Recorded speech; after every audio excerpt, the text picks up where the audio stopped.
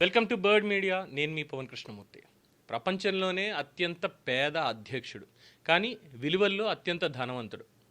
పదవిలోకి వెళ్ళిన వెంటనే కోటలు, కార్లు, సెక్యూరిటీ, విలాసవంతమైన జీవితం.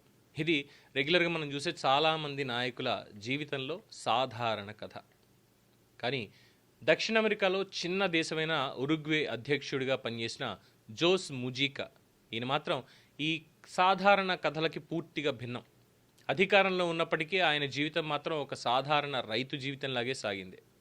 2010 నుంచి 2015 వరకు ఆయన దేశానికి అధ్యక్షుడిగా ఉన్న సమయంలో కూడా ఆయన రాజప్రసాదంలో ఉండలేదు. రాజభవనాన్ని వదిలేసి రాజధాని మాంటెవీడియో శివార్లలో ఉన్న చిన్న ఫామ్ హౌస్లో భార్యతో కలిసి జీవించారు. అధ్యక్షుడిగా ఉన్న ఆయన ప్రయాణించిన కారు ఏంటో తెలుసా? ఒక పాత 1987 మోడల్ బీటిల్ కారు. ఆడంబరాలకి దూరంగా సాధారణ జీవితం గడపడానికి చాలా గర్వంగా అనిపించేది. అంతేకాదు, అధ్యక్షుడిగా పొందిన జీవితంలో 90% మొత్తాన్ని పేదల కోసం దానం చేసేవారు.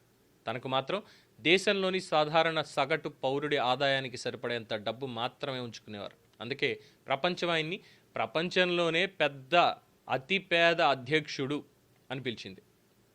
కానీ ఆ మాటకు ఆయన ఇచ్చిన సమాధానం మాత్రం మరింత గొప్పది.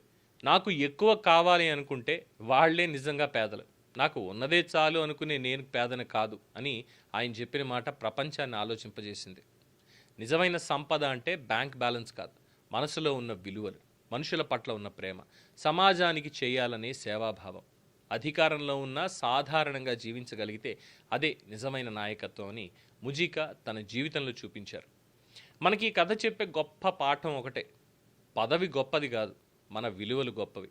డబ్బు ఎక్కువగా ఉండడం ధనవంతుల తత్వం కావచ్చు, మనసు పెద్దగా ఉండడం నిజమైన ధనం. ప్రపంచానికి ముజీకా చెప్పిన సందేశం చాలా సింపుల్: సాదాసీదాగా జీవించండి, కానీ గొప్పగా ఆలోచించండి. ఇది ఉరుగ్వేకి అధ్యక్షుడిగా పనిచేసిన పేద అధ్యక్షుడిగా పనిచేసినటువంటి జోస్ ముజీకా కథ. దీని మీద మీ అభిప్రాయం తెలియచేయండి. చూస్తూనే ఉండండి ది బర్డ్ మీడియా.